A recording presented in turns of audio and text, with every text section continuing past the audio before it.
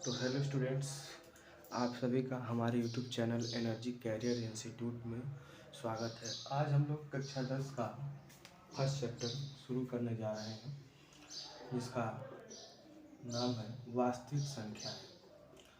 सबसे पहले हम जानेंगे कि वास्तविक संख्याएं क्या होती हैं। वास्तविक संख्याएं को जानने के बाद से हम आएंगे यूक्लिड विभाजन एल्गोरिथम क्या है उसके बारे में जानेंगे, और उसके बाद से हम उस पर आधारित क्वेश्चंस को करेंगे। तो सबसे पहले हम देखेंगे कि वास्तविक संख्याएं क्या होती हैं।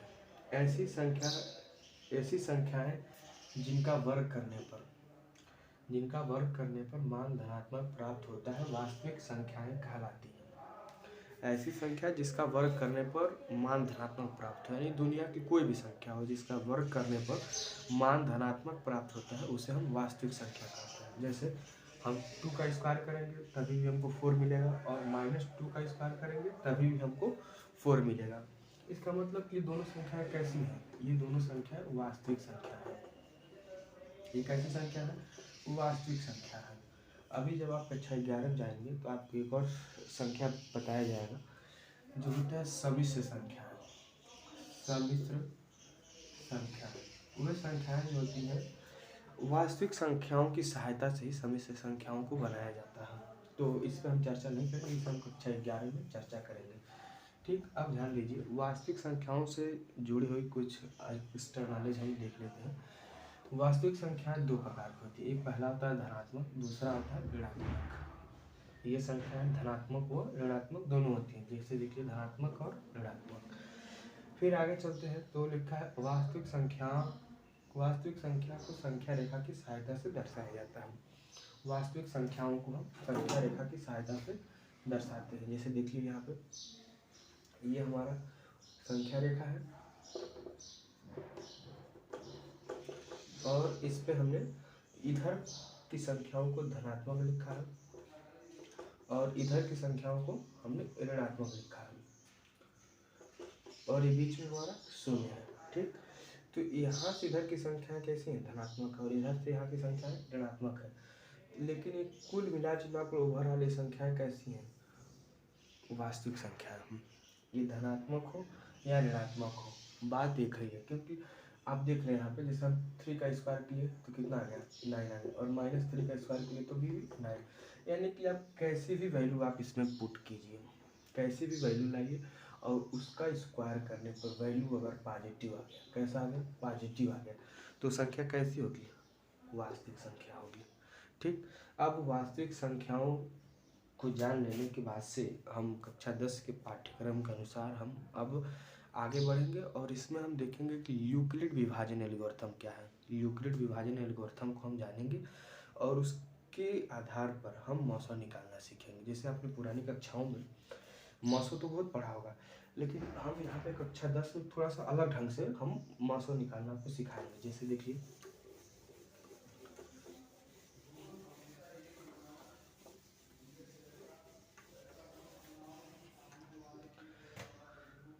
आप कक्षा 10 से पहले 6, 7, 8 की कक्षाओं में जैसे कहा जाता था कि 12 और 4 का मौसा निकालिए, तब क्या करते थे कि सबसे छोटी संख्या का चयन करते थे, और उससे बड़ी वाली संख्या में तब तक भाग लगाते थे जब तक शेषफल 0 न आ जाए। हम ऐसा ही करते थे, और इस सहायता से हम यहाँ पे मौसा निकालते थे। ठीक, अब हम यहाँ पे मौसा थोड़ा सा अलग ढंग से निकालेंगे, क्योंकि आपकी कक्षाएं थोड़ी सी बड़ी होती जाती हैं, तो हम थोड़ा सा सिस्टम को चेंज करते हैं, और पढ़ने लिखने का तरीका भी थोड़ा सा चेंज करते हैं। क्योंकि प्राइमरी लेवल पर कुछ और चीज़ें बताई जाती हैं, ऐसा नहीं कि गलत है, वो भी सही है, लेकिन उससे स्टैंडर्ड क्लास में थोड़ी सी स्टैंडर्ड नॉलेज आपको रखनी ज़रूरी होती है। तो इसी के साथ हम आगे बढ़ेंगे, और आपके पाठ्यक्रम के हिसाब से वो मौसा निकालना सीखेंगे। पाठ्यक्रम के हिसाब से दिया है यूक्लिड विभाजन एल्गोरिथम, यानी यूक्लिड की विभाजन परिमेयता को हम देखेंगे। यूक्लिड विभाजन एल्गोरिथम क्या होता है, ये मैं आपको बता दूँ। यूक्लिड विभाजन एल्गोरिथम कुछ ज़्यादा बड़ी चीज़ नहीं होती है, इससे बच्चे बहुत ज़्यादा डर जाते हैं। यूक्लिड विभाजन एल्गोरिथम से बच्चे क्या होते हैं? डर जाते हैं। ऐसा कुछ बात नहीं। यूक्लिड विभाजन एल्गोरिथम बहुत ही इजी होता है, आप 1 मिनट में इसको समझ लेंगे। A = BQ+R, बस यही है यूक्लिड विभाजन एल्गोरिथम। अब इसमें आपको ट्रिक ये लगाना है कि इसमें A क्या है, B क्या है, Q क्या है, R क्या है। सबसे पहले इसको याद रखने का यह तरीका है, जो भी चीज़ इसमें जुड़ी हुई है वो आपकी शेषफल होगी। क्या है वो आपका शेषफल है। बाकी बची अब Q और हो गया B और ये हो गया A।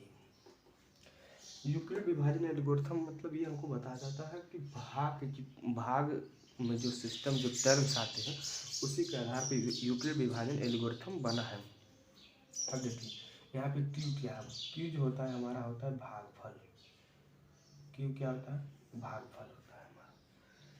B क्या होता है, B हमारा होता है भाजक। और A क्या होता है, भाज्य होता है। R क्या है, शेषफल। Q क्या है, भागफल। B क्या है, भाजक। और ये क्या है, भाज्य है। इसको हम भाग के सिस्टम में लाए अगर हम, तो जैसे मान लीजिए हमने 19 को लिया, 19 और 3 का हमें कह दिया कि मौसम ज्ञात कीजिए, तो हम 3 से जब 19 में भाग देते हैं तो कितने बार जाएगा, 6 बार जाएगा, 3 छक्के 18। अब देखिए यहाँ शेषफल क्या बच गया, 1। ठीक, तो इसमें यही सारी चीज़ों का टर्म का हम यूज करना। देखिए इसमें यहाँ 6 क्या है हमारा, भागफल है। 1 क्या है, शेषफल है। अब आपको कुछ चीज़ें लग रही होंगी कि हम तो पढ़े लिखे हैं, ये सारी चीज़ें हमको क्यों बताई जा रही है, तो ये इसलिए बताई जा रही है ताकि आप इसके कंडीशंस को समझ पाएँ, ये क्यों अप्लाई किया जाता है, किस सिचुएशन अप्लाई होता है, उन सारी चीज़ों को आपको यहाँ जानना है। आप तो पहले इसका यूज करते थे, लेकिन इस फॉर्म यूज करते थे, कभी नहीं करते थे, तो अब आपको इस फॉर्म से हम इस फॉर्म में ले जाने की कोशिश करेंगे। तो आप सीधे सीधे जब हम आपको इस पर लेके जाएंगे तो आप थोड़ा सा कंफ्यूज होने लगेंगे, इसलिए हम सबसे पहले ये बताएंगे और यहाँ से हम आपको यहाँ ले चलेंगे, इसका यूज आप कैसे करेंगे ये हम आपको बताना चाहते हैं। अब देखिए फिर से यहाँ 3 क्या है हमारा, 3 जो है हमारा भाजक है। और 19 क्या है, जिसमें भाग देना है वो क्या है, भाज्य है। जिसमें भाग देना होता है वो भाज्य होता है और जिससे भाग दिया जाता है वो भाजक होता है। और भाग देने के बाद जो ऊपर बचता है वो भागफल होता है, जो नीचे बचता है वो शेषफल होता है। अब इसी का यूज करके अभी इस फॉर्म में आपने निकाला है, अब इसका हम यूज इससे करेंगे। तो देखिए यूक्लिड विभाजन एल्गोरिथम के कुछ स्पेशल कंडीशन होते हैं, इसकी कुछ स्पेशल केसेस होती हैं, स्पेशल केसेस हम समझना चाहेंगे। मैं चाहूँगा अगर आपको इन चीज़ों को समझने में थोड़ी दिक्कत है तो आप इन सारी चीज़ों को लिख लें और बार बार लिखते रहें ताकि आपको प्रैक्टिस हो जाए कि इसमें बी क्या है, क्यू क्या है और ए क्या है। अब उसके कुछ स्पेशल केसेस जो है हम आपको कुछ स्पेशल केसेज इसके बताते हैं।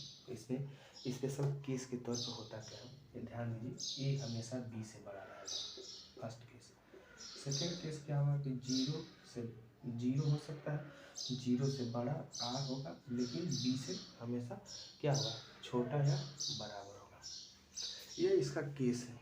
ये मतलब क्या है, भाज्य हमेशा किससे बड़ा रहेगा, भाजक से बड़ा रहेगा। और दूसरी बात जो शेषफल की वैल्यू आएगी वो 0 से बड़ी रहेगी और b से छोटी रहेगी। b मतलब क्या, भाजक से कैसी रहेगी, छोटी रहेगी।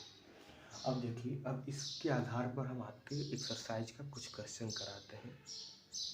प्रश्नावली 1A का, प्रश्नावली 1A में कह रहा है आपका कि यूक्लिड विभाजन परिमेयता का प्रयोग करते हुए निम्नलिखित मौसम ज्ञात कीजिए।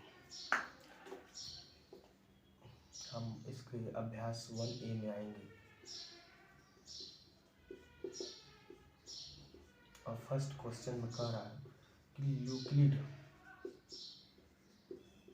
विभाजन प्रमेयिका की सहायता से निम्न का मौसम ज्ञात कीजिए। अभी लॉसो के बारे में भी आएगा, लॉसो मौसम दोनों यहाँ पे यूज होता है, तो हम पहले मौसम को निकालना आपको बता रहे हैं। इसमें जो फर्स्ट है, फर्स्ट क्वेश्चन आपका जो है 225 और 135 दिया। अब इसका यूज कैसे करेंगे, ये यूक्लिड विभाजन एल्गोरिथम को लगाने के लिए आपके पास कुछ अपना कॉन्सेप्टुअल, कुछ आपके पास पॉजिटिव माइंड होना चाहिए ताकि आप चीज़ों को समझ सकें। बच्चे क्या होता है कि 10 में आते हैं तो 10 में आने के बाद उन्हें ऐसा लगता है कि अब मैं बहुत बड़ा हो चुका हूँ। ऐसा कुछ नहीं है, आप बड़ा नहीं हो। अगर आप ऐसा सोच रहे हो तो आप मूर्ख हैं, बड़ा कुछ नहीं है। आप यहाँ ध्यान दीजिए, न कि कहीं और। जैसे कक्षा 10 में जब बच्चे आते हैं तो उन्हें लगता है कि थोड़ा सा मैं मैच्योर हो चुका है, तो वो इन सारी चीज़ों को छोड़कर अपनी क्लास के माहौल और आसपास के माहौल को थोड़ा सा वो देखने लग और समझने लगते। इसी की वजह से उनका पेपर ख़राब हो जाता है। आप जब 10 में जाइए तो और मैच्योर होइए और चीज़ों को समझने की कोशिश कीजिए, बड़े पैमाने पर बेहतर ढंग से समझिए ताकि आप अपने लाइफ में बेटर रिस्पांस पा सकें। देखिए, अगर कि कोई भी बिल्डिंग आप बना रहे हैं, अगर बिल्डिंग की नींव ही कमज़ोर आप कर देंगे तो फिर आप अच्छा रिस्पॉन्स नहीं पा पाएंगे। अच्छा रिस्पॉन्स पाना है, जैसे आपको हायर एजुकेशन जाना है तो आपका 10th का मार्कशीट स्पेशल होना चाहिए, 11th का स्पेशल होना चाहिए, 12th का स्पेशल होना चाहिए, तब जाके आप एक बेहतर अपने लाइफ में कर पाएंगे। जैसे आप लोग को बहुत लोग गुमराह करने की कोशिश करेंगे, जैसे लोग कहते नहीं है कि one single paper can not decide my career, तो ऐसा कुछ नहीं है। अगर आपका पेपर मतलब कि आप ये कह रहे हैं कि हमारा मार्कशीट जो हमारा कैरियर डिसाइड नहीं कर पा रहा है, ठीक है। आपका मार्कशीट अगर कैरियर डिसाइड नहीं करता है तो कैसे मार्कशीट के आधार पर बड़े बड़े कॉलेजों में एडमिशन होता है। जिसका 90% आया रहता है उसका एडमिशन होता है और जिसका 50% आया रहता है उसका एडमिशन नहीं होता। जबकि आप तो कर रहे हैं one single paper can not decide my career, कैसे कर रहे हैं, किस आधार पर कर रहे हैं आप। तो आपको अपने मार्कशीट को बनाना पड़ता है, बहुत ज़रूरी है। आप दूसरे के काम में आकर अपना मार्कशीट ना ख़राब करें। मार्कशीट बनाएं और अपने मार्कशीट पर कम से कम 95 परसेंटाइल के ऊपर ही लाएं। कक्षा 10 में इस टाइम इतना लाना बहुत ज़रूरी है क्योंकि आने वाले फ्यूचर में बहुत ज़्यादा कंपटीशन बढ़ने वाला है। अब आइए इस सवाल को हम करते हैं। इस सवाल को करने के लिए आपको कुछ चीज़ें थोड़ा सा ध्यान देना होगा। सबसे पहले दी हुई संख्याओं में सबसे छोटी संख्या ढूंढें। कैसी संख्या ढूंढें? सबसे छोटी संख्या। अब सबसे छोटी संख्या क्या है, ध्यान दीजिए। सबसे छोटी संख्या इन दोनों में क्या है? 135 है। इससे इसमें भाग देंगे हम इसके आधार पर। देखिए 225 को हमने क्या बना दिया? भाज्य बनाया। और 135 को हमने क्या बना दिया? भाजक। अब हम ऐसी संख्या से गुणा करेंगे तो वह 135 के पास पहुंच जाए, या 135 वो 135 को ऐसी संख्या से गुणा करें कि 225 के पास पहुंच जाए, या पूरी 225 आ जाए। तो हम देखते हैं कि जब 135 से 225 में गुणा करेंगे, जनरली मैं इसमें गुणा कर दे रहा हूँ, 2 से गुणा करके देखते हैं कहाँ तक जाएगा। 35 दूना 70 और 270 ज़्यादा हो जाएगा। हम 1 से ही गुणा करेंगे। जब हम 1 से गुणा करते हैं तो 225 और 135, तो कितना बचेगा इसमें? शेषफल। जब इससे इसमें भाग देंगे तो शेषफल कितना बचेगा? 45। 45 में 90 बचेगा, 90 बचेगा। अब देखिए, अब हम इसमें आगे स्टेप बढ़ाते हैं। फिर हम अगली बार हम क्या करते हैं कि इसको भाज्य बनाते हैं। क्या करते हैं? इसको भाज्य बनाते हैं, ठीक। और फिर हम इसको क्या बनाते हैं? भाजक बनाते हैं। अब हम इसमें किससे गुणा करें किसके पास पहुंच जाए? 90 दूना 180 ज़्यादा हो जाएगा, हम एक ही से गुणा करेंगे। फिर इसमें शेषफल क्या आएगा? 45 आएगा। 90 और 45 135 आ जाएगा, ठीक। यूँ समझिए 135 को हम इस तोड़कर इस हिसाब से लिख रहे हैं कि इस फार्मूले पे सेट हो जाए, बस यही हम काम कर रहे हैं। फिर हम क्या करेंगे कि 90 को भाज्य बनाएंगे, ठीक। और इसको क्या बनाएंगे? भाजक बनाएंगे। अब इसमें इससे ऐसी संख्या से गुणा कीजिए या कि 90 आ जाए और नहीं तो कुछ 90 के पास तक पहुंच जाए। और हम 2 से गुणा कर देंगे तो 90 आ जाएगा और शेषफल क्या बचेगा? 0। हम ये मेथड, ये प्रक्रिया हम तब तक करते हैं जब तक कि शेषफल हमारा क्या ना आ जाए? शून्य ना आ जाए। अगर हमारा शेषफल शून्य आ जाता है तो हम कहते हैं कि यूक्लिड विभाजन प्रमेयिका जो है इस पर सक्सेसफुल अप्लाइड हो रही है। और जिस भाजक से ये फाइनली कटता है, जिस भाजक से ये फाइनली कट जाता है, वही भाजक इसका क्या होता है? मौसा होता है। यानी इसका मौसा क्या आ गया? 45 आ गया। अब ये तो हमने यूक्लिड विभाजन प्रमेयिका के आधार पर निकाला। अब हम आपके जो पुराना मेथड है जो आप पहले से पढ़ते आ रहे हैं उससे निकालते देखते हैं क्या यही सेम वैल्यू आ रही है कि कुछ और आ रही है। तो आइए हम उसको लगा के देखते हैं। तो जब हम इसका और इसका मौसम आपकी पुराने मेथड से निकालते हैं, ओल्ड मेथड से, तो इसमें छोटी संख्या कौन है? 135 है। छोटी संख्या से हम बड़ी संख्या में भाग देंगे। कितनी बार में जाएगा? एक बार में। 2 बार में करेंगे तो ज़्यादा हो जाएगा। 135 घटाएंगे तो क्या बचेगा? 90 बचेगा। ठीक, अब फिर हम 90 को यहाँ लिखते हैं और इसको फिर हम इसमें लिखते हैं 135। फिर एक बार में जाएगा, फिर यहाँ क्या बचेगा? 45। फिर 45 से 19 डिवीजन करते हैं, 2 बार में जाएगा। और यहाँ पे शेषफल क्या हो जाता है? 0 हो जाता है। तब हमारा मौसम क्या बनेगा? अब जिससे लास्ट बार में कटा रहता है वही हमारा मौसम होता है। तो ये हमारा मौसम क्या है? 45। आप देखेंगे कि यूक्लिड विभाजन परिमेय का उपयोग करके हमने मौसम 45 लाया, और जनरल मेथड से भी हमारा मौसम कितना आया? 45 ही आया। ठीक, अब इसी तरह हम इस क्वेश्चन का बी पार्ट करेंगे, बी पार्ट के बाद सी पार्ट, ऐसे करके हम आगे बढ़ेंगे। तो आइए हम क्वेश्चन का बी पार्ट करते हैं।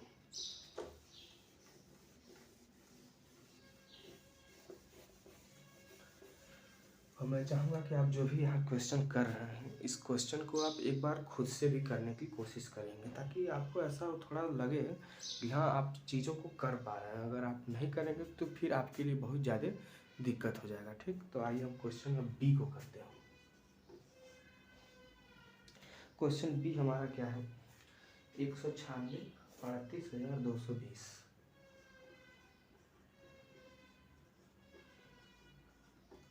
अब इस टाइप के क्वेश्चंस जो बड़े होते जाते हैं तो इसमें हम क्या करते हैं? इस टाइप के क्वेश्चंस को हम करने के लिए क्या करते हैं? सबसे पहले छोटी संख्या ढूंढेंगे और उसमें हम ऐसी संख्या से गुणा करते जाते हैं कि यहाँ तक पहुँच जाए वो वैल्यू, या यही वैल्यू आ जाए।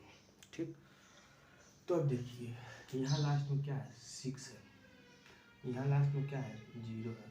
तो ऐसी संख्या से आप गुणा कीजिए कि यहाँ 0 आ जाए। अगर हम 196 में 5 से गुणा करेंगे तो 0 तो आएगा, लेकिन इधर वाली वैल्यू नहीं आएगी। ये भी देखिए। तो हम ऐसे कैलकुलेशन करते जाते हैं और फिर हम यूक्लिड विभाजन परिमेय को लगाने से पहले एक बार हम जनरल रूप में इसका भाग विभाजन दे के लिख लेते हैं। देखिए जब आप एग्जाम में लिखने जाएंगे तो इस मेथड को लिखेंगे, न कि इस मेथड को। इसे आप कहीं रफ में करेंगे, इस वैल्यू को कहीं रफ में आप करेंगे और सेम इसको लाके यहाँ रख देंगे। तो 38,220। अब इससे भाग दीजिए आप, एक बार में भाग देंगे, एक बार में चला जाएगा। 9 दूना 6 दूना 12 2 से अगर चेक करें तो 6 दूना 12 2 हाथ से ले 18 2 20 का 0 हाथ में आएगा, ज़्यादा हो जाएगा, एक ही बार में जाएगा। तो 196। अब घटाइए, 12 में से 6 गया 6, 17 में से 9 गया 8, 2 में से क्या 1, फिर इस 2 को लाइए। अब इससे इसमें भाग देंगे तो चेक करिए कितने हो जाएगा? 9 बार में 9 से किए। पहले इस स्टेप को आप यहाँ लिख लीजिए। हमने 196 लिया, किससे गुणा किया? 1 से। तो शेषफल बचा हमारे पास कितना? हमारे पास शेषफल जो बचेगा, इसमें से इसको घटाएंगे तो ये हमारे पास टोटल इतना शेषफल बच रहा है। ठीक, अब फिर हम क्या करेंगे? या फिर भाग देकर सीधे सीधे आप लिखिए, ऐसा ना लिखिए, सीधे भाग दीजिए आप। जब 90 से भाग देंगे आप तो कितनी आ जाएगी? 9 6 54 का 4, 5 से 5, 9 9 81, 5 86 का 6, 8 8 17। घटाइए कितना आएगा? 12 से 4 गया 8, और 15 में से 6 गया 9, और ये कट गया, फिर ये 0, फिर यहाँ से 5 बार में चला जाएगा।